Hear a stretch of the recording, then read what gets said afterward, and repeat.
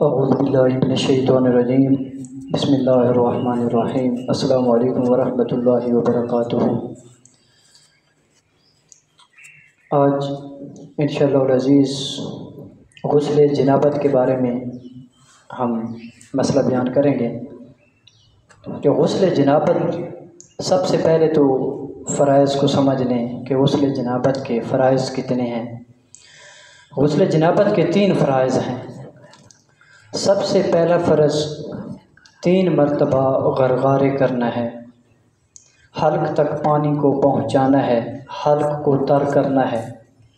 اور دوسرا فرض ناک کی نرم ہڈی تک پانی کو پہنچانا ہے، وہاں تک پانی کو پہنچانا ہے جہاں انسان کو تکلیف ہونا شروع ہو جاتی ہے، یعنی وہاں تک پانی جاتا ہے تو انسان کو تکلیف محسوس ہوتی ہے، وہ نرم ہڈی کہلاتی ہے، وہاں تک پانی کو 3 مرتبہ پہنچانا ہے۔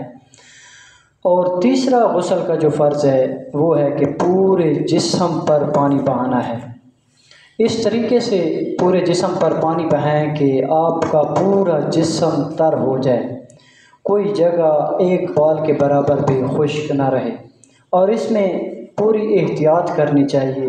یہ نہیں ہے کہ اگر کوئی جگہ خشک آپ کی رہ جاتی ہے پھر آپ کہتے ہیں کہ بھول کی وجہ سے ہوئی ہے، تو اس میں بعض ایسے مسائل ہوتے ہیں جس میں بھول کی گنجائش نہیں ہوتی۔ مطلب آپ اطمینان سے غسل کریں، جس طرح یہ بغل ہے، بغل میں احتیاط کریں، بغل میں پانی پہنچانے کی کوشش کریں کہ کوئی جگہ خشک نہ رہے۔ اسی طرح ناف ہے، اسی طرح انگلیوں کے درمیان کی جگہ اگر انگوٹھی پہنی ہوئی ہے تو انگوٹھی کو صحیح طرح سے حرکت دیں یا اس کو اتار لیں۔ اسی طرح پاؤں کی انگلیوں کے درمیان جگہ کا خشک رہ جانا تقریباً ہو جاتا ہے کہ کوئی نہ کوئی جگہ خشک رہ جائے گی، کیونکہ پاؤں کی جو انگلی ہوتی ہیں وہ آپس میں ملی ہوتی ہیں، تو وہاں پہ بھی احتیاط کرنی چاہیے۔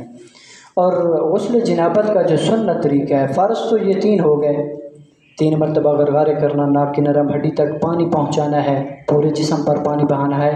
اور سنت طریقہ یہ ہے کہ سب سے پہلے استنجا کریں اور وہ جگہ دھوئیں جہاں پہ غلاظت لگی ہوئی ہے، پھر اس کے بعد نماز جیسا وضو کریں، سوائے پاؤں کے۔ وضو کرنا ہے لیکن پاؤں نہیں دھونے۔ وضو کرنے کے بعد آپ نے پھر دائیں کندھے پہ پانی ڈالنا ہے، پھر بائیں پہ ڈالنا ہے، پھر پورے جسم پر پانی بہانا ہے۔ یہ سنت طریقہ ہے۔ اور پورا اطمینان حاصل کرنا ہے، پورا جسم گیلا کرنا ہے، ایک بال کے برابر بھی کوئی جگہ خشک نہ رہے۔ ہاں، عورت کے لیے کچھ گنجائش ہے کہ عورت نے اگر جوڑا باندھا ہوا ہے یا عورت نے اپنے بالوں کو گوندا ہوا ہے تو پھر عورت کے لیے یہ حکم ہے کہ عورت اپنے بالوں کی جڑوں کو تار کر لے۔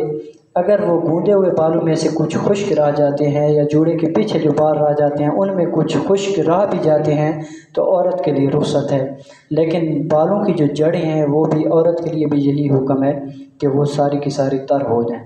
اللہ رب العزت عمل کی توفیق عطا۔